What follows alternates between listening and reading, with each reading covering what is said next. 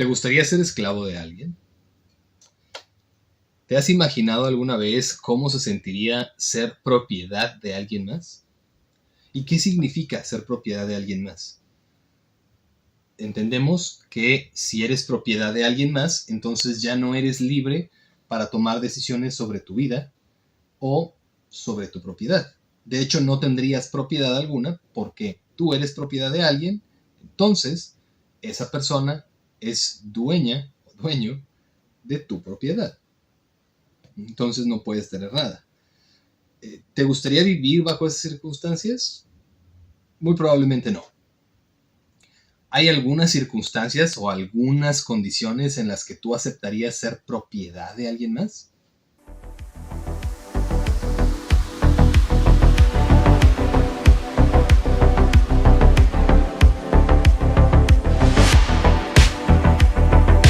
Te voy a leer un pequeño texto de un libro que tengo aquí enfrente de mí.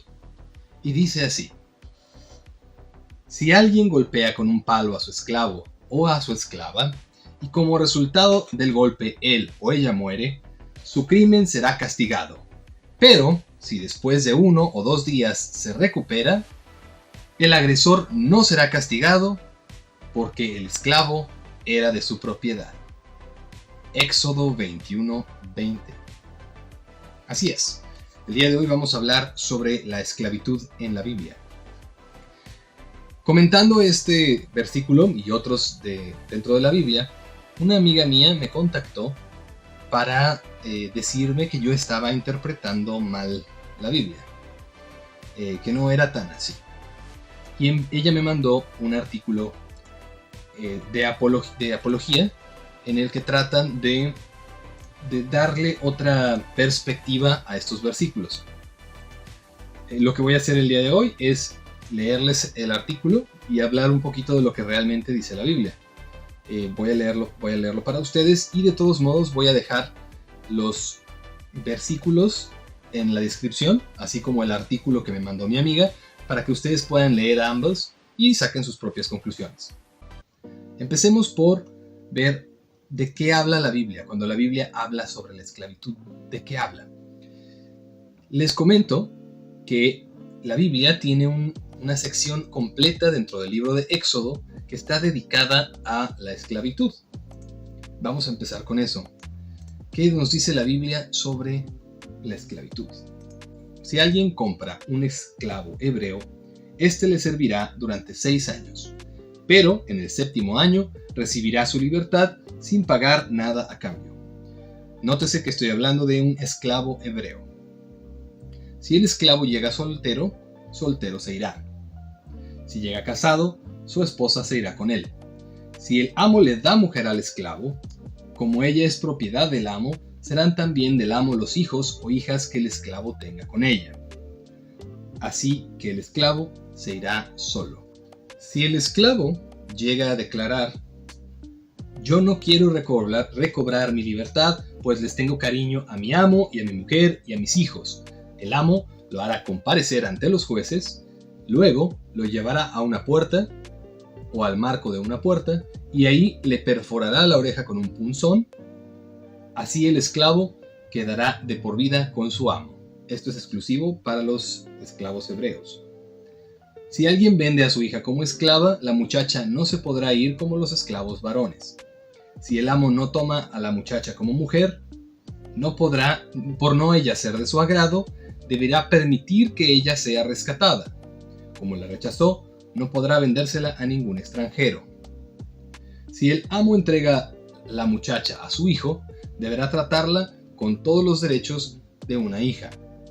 Nótese que no sabemos cuáles son los derechos de una hija en el mundo hebreo. Ese es otro tema a tocar. Número 10. Si toma como esposa a otra mujer, no podrá privar a su primera esposa de sus derechos conyugales, ni de alimentación ni vestido. Tiene los mismos derechos de una esposa. Seguimos hablando de esclavos hebreos. Si no le provee esas 3 cosas, la mujer podrá irse sin que se pague nada por ella. Seguimos hablando de esclavos hebreos. Levítico 25:44. Asegúrate de que tus esclavos y esclavas provengan de naciones vecinas. Allí podrás comprarlos. También podrás comprar esclavos nacidos en tu país, siempre y cuando sean de las familias extranjeras que vivan temporalmente en medio de ustedes. Ellos serán propiedad de ustedes. Y podrán dejárselos a sus hijos como herencia para que les sirvan de por vida. En lo que respecta a tus compatriotas, no serás un amo cruel. Es decir, en cuanto a los esclavos hebreos, no serás un amo cruel.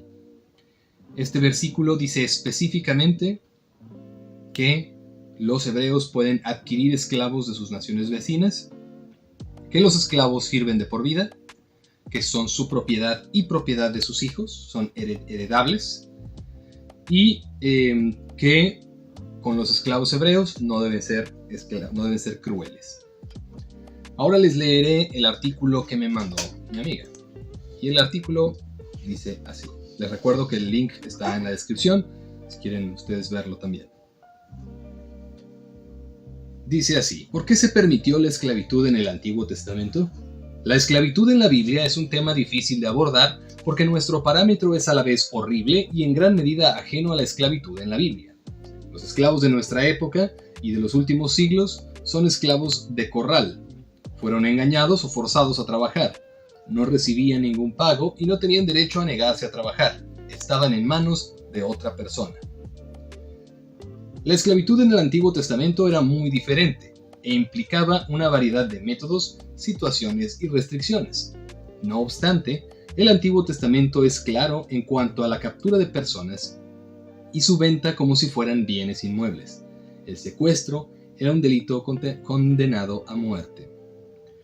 Cuando hablamos de que el secuestro era un delito condenado a muerte, como lo cita en Éxodo 21:16, estamos hablando de un delito contra la propiedad. Y de hecho, voy a leer el versículo como viene en la Biblia. Dice así: el que secuestra a otro y lo venda, al ser descubierto, lo tenga aún en su poder, será condenado a muerte. Este es un versículo de las injurias, al área, me parece aquí en la Nueva Versión Internacional, como injurias personales. El propósito de la esclavitud. Bueno, eso es parte del artículo que mandó mi amiga. Continuando, dice: el propósito de la esclavitud. En un mundo ideal, la esclavitud no sería ni una opción ni una necesidad. A causa de la situación socioeconómica de Israel del Antiguo Testamento, Dios permitió la esclavitud, pero la permitió con un propósito sencillo: ayudar a que los pobres sobrevivieran. Una persona podía venderse a sí misma como esclavo. De nuevo, estamos hablando de hebreos o personas cercanas, vecinos inmediatos a los hebreos, para pagar una deuda o asegurarse la subsistencia básica. Dios no pretendía que Israel tuviera pobreza. Deuteronomio 15:4. Sin embargo, el pecado lo hizo inevitable. Deuteronomio 15:5. Y Dios permitió la esclavitud para hacer frente a esa realidad. Hasta el momento tenemos dos intentos de disculpa para la esclavitud. El primero es que no se les trataba igual a los esclavos, como menciona en la introducción del artículo, que las condiciones eran diferentes, no eran tan crueles como las condiciones a las que estamos acostumbrados a pensar cuando pensamos en esclavos. Sin embargo, repito la pregunta que hice al inicio: ¿bajo qué condiciones estarías tú dispuesto a ser propiedad de otra persona? ¿Bajo qué condiciones estarías dispuesto a renunciar a todas tus libertades y ceder todos esos derechos a otra persona? ¿Habría condiciones en las que estarías dispuesto a hacerlo? Si es así, o si no es así, por favor déjenme sus comentarios aquí abajo. Tal vez yo estoy exagerando, estoy equivocado y muchas personas estarían dispuestas a ser esclavos de alguien más, ser propiedad de alguien más. Quisiera escuchar sus respuestas. Mi opinión personal, y aquí viene un momento de opinión personal. Mi opinión personal es que la esclavitud es una aberración, es uno de los peores crímenes que han existido en la historia de la humanidad. Es inadmisible, es imperdonable. La esclavitud no tiene ninguna justificación y no importa cuánto podamos decir que la esclavitud tenía ciertos beneficios en la antigüedad, eso no lo hace menos inmoral. En mi opinión personal, somos más morales hoy de lo que eran los judíos del Antiguo Testamento. Siguiente. Al principio, Dios promulgó varias leyes para evitar la necesidad de esclavitud. Muchas de estas leyes se encuentran en Deuteronomio 24. Y el artículo procede a explicar todas esas condiciones que Dios le pedía a los judíos o que les ponía para que ellos evitaran caer en la pobreza. Era una serie de consejos que de seguirlos, ellos no caerían en la pobreza. El artículo lo que intenta en este fragmento es decirnos que la esclavitud fue un método para tratar de aliviar la pobreza. Es decir, la pobreza existía porque los hombres son fallidos y son horribles y pecadores, lo dice la Biblia, no lo digo yo. Entonces Dios, ya que los hombres no hacen caso a todas las magníficas condiciones y los magníficos consejos que Dios les da, entonces, bueno, vamos a recurrir a la esclavitud para tratar de que la gente no muera de hambre. Básicamente es el argumento que está ofreciendo el artículo. Y ahí yo me pregunto, y les pregunto a ustedes, y nos preguntamos todos, un Dios omnipotente, omnipresente, omnisciente y omnibenevolente, ¿no sería capaz de pensar en alguna otra solución para la pobreza? Lo dejo a su consideración y por favor, comentarios.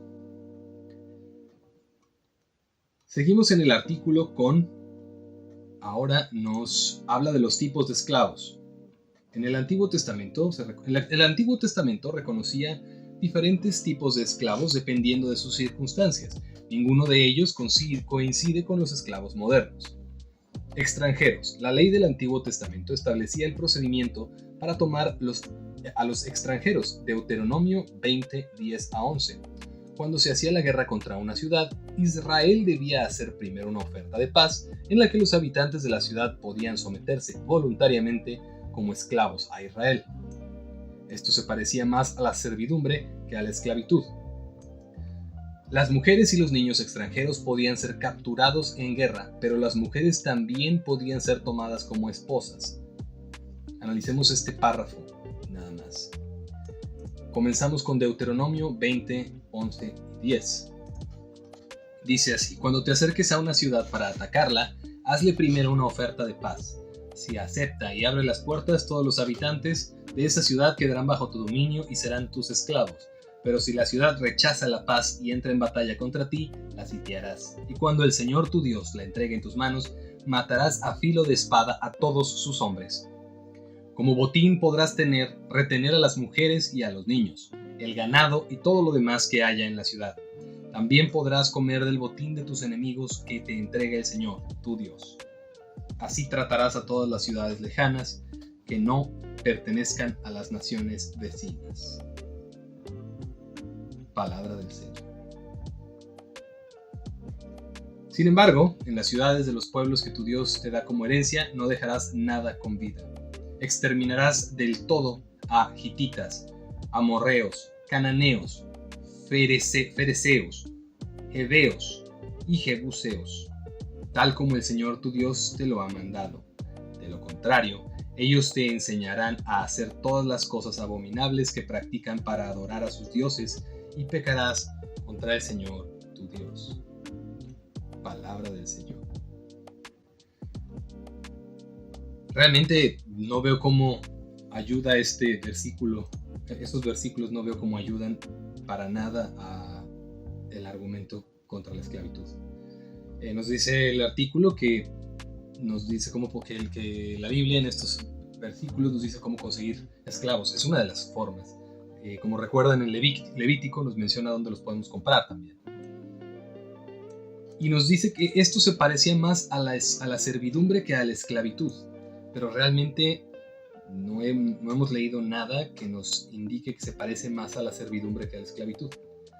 Si alguien de ustedes conoce versículos que me puedan demostrar que en efecto la esclavitud de los extranjeros era más parecida con la servidumbre, por favor, en los comentarios.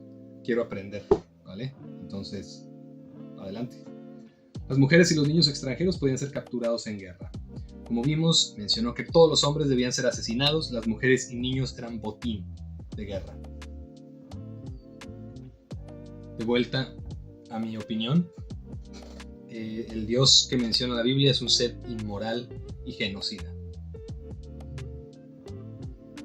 Después nos habla el artículo sobre los deudores, sobre las condiciones en las que las niñas eran esclavizadas, y esto me parece muy interesante mencionarlo. El artículo nos dice lo siguiente: cuando se vendía una niña como esclava, normalmente era para que se casara con alguien de la familia cuando llegara a la mayoría de edad.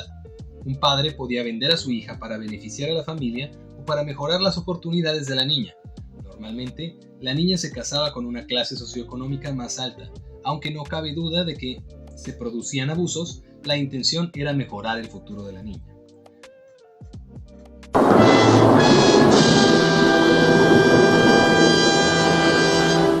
Paréntesis. ¿No sería mejor dejar a las mujeres decidir por ellas mismas? Es decir, en estos artículos, en estos versículos nos está diciendo claramente que eran los hombres, ni siquiera es necesario mencionar que son los hombres, eran los dueños los que decidían qué pasaba con las niñas y con las mujeres. No está en ningún momento hablando de que las mujeres tengan poder de decisión. Las mujeres son casadas por sus padres, no por voluntad propia. El artículo después procede a hablarnos del trato a los esclavos. No voy a leer todo esto porque el video va a quedar muy largo. Lo dejo para que ustedes los lean. Y vamos a imaginar que la Biblia dijera: una vez al año vas a darle una comida, un banquete, vas a organizar un banquete para tus esclavos. Y una vez al año vas a hacerles masajes de pies a tus esclavos. Y una vez al año los vestirás con las mejores ropas. ¿Es suficiente para ti esto para ser propiedad de alguien más? ¿Para que alguien más decida todo lo demás en tu vida? ¿Qué haces? ¿Cuándo lo haces? ¿Cómo lo haces? ¿Dónde vas a dormir? ¿Qué vas a comer? ¿Con quién te vas a casar? Todo lo demás.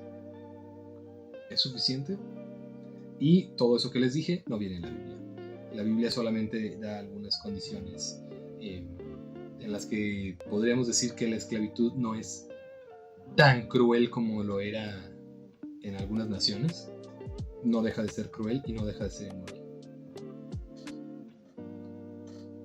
Procede después el artículo a hablar sobre la esclavitud y las ceremonias religiosas, las oportunidades de libertad, que vale la pena especificar.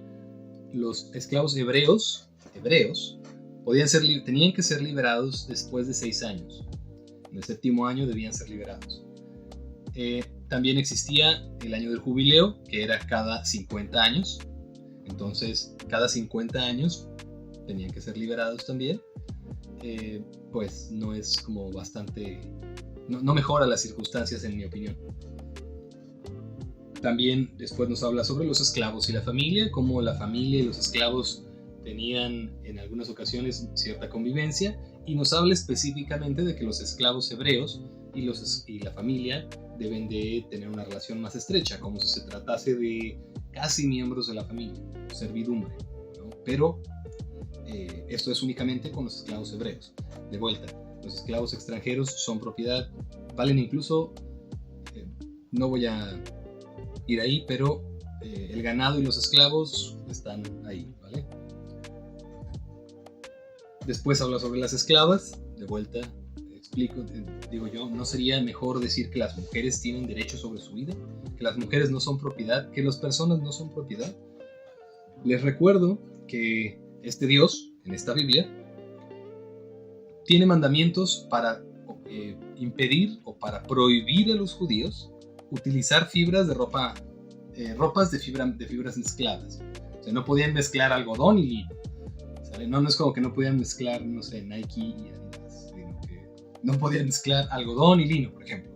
Y eso era considerado un crimen. También no podían comer mariscos.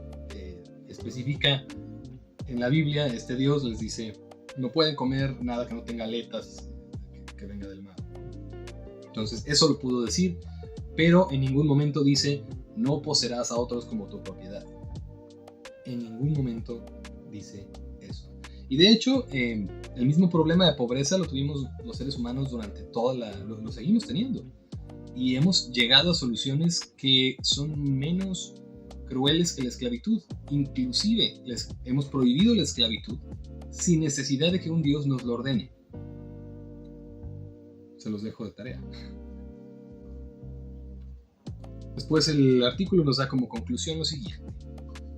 Algunas personas condenan categóricamente la Biblia porque no propone la abolición universal de la esclavitud. Lo que no entienden son las condiciones culturales que hicieron de la esclavitud una triste necesidad. Aún así, no se trataba de una esclavitud mobiliaria. Los amos no eran dueños de sus esclavos. Acabamos de ver que sí, eran dueños. Solamente no eran dueños de los hebreos, pero de los demás sí eran dueños. Al igual que el divorcio y la poligamia, la esclavitud nunca estuvo en el plan perfecto de Dios. Por favor, si hay algún cristiano en la audiencia, por favor colóquenme los versículos que nos dicen cuál es el plan perfecto de Dios, porque yo no he podido encontrar ese plan perfecto de Dios. Para poder decir que no estaba esto en el plan perfecto de Dios, necesitaríamos saber cuál era el plan perfecto de Dios. Entonces, por favor, muestren el plan perfecto de Dios y lo platicamos en otro video. No obstante, a causa del pecado, Dios permitió la esclavitud durante un tiempo y en un lugar determinado con ciertas restricciones. Y esa es la conclusión.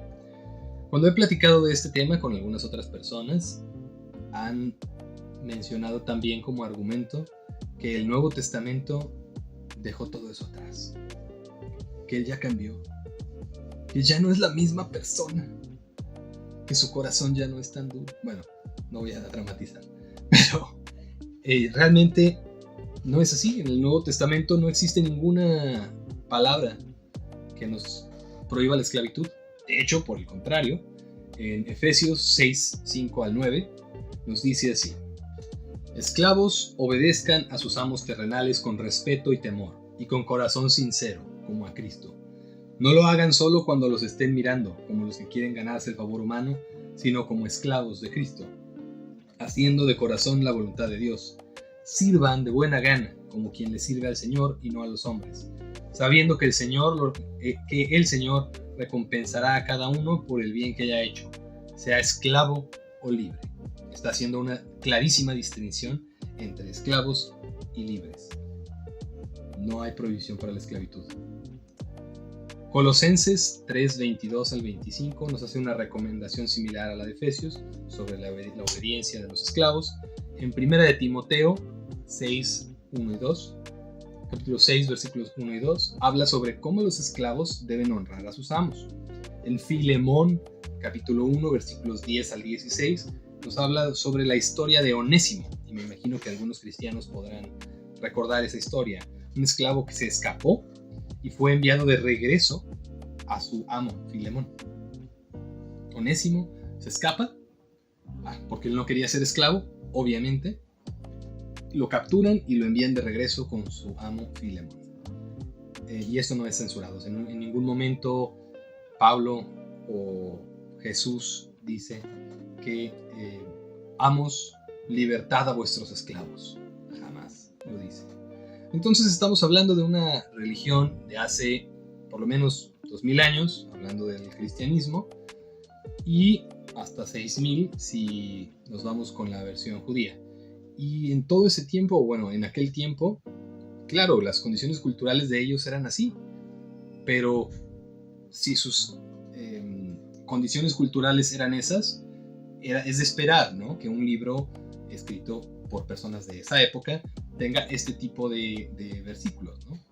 No es sorprendente en absoluto, si es escrito por seres humanos. El problema es cuando tratamos de afirmar sin evidencia que estos documentos fueron inspirados por un ser divino, por una entidad divina, una entidad sobrenatural, sin tener evidencia de lo sobrenatural, porque realmente no lo parece. Si existiera alguna entidad sobrenatural, sería mucho más probable que nos daría un libro en el que, no sé, mencionaría los gérmenes. Temed de las criaturas más pequeñas que un cabello, porque estas pueden matarte, ¿vale? Y no, lavarse las manos no cuenta como advertir de los gérmenes para quienes quieran citar esos versículos. Entonces realmente no veo una justificación para la esclavitud. Si alguien tiene algo que comentar al respecto, por favor, háganlo, dejen sus comentarios y podemos después tener otra conversación. Podemos hacer una video respuesta de sus comentarios. Y eso fue todo por hoy. Mi nombre es Paco Aradillas. Sigan escépticos.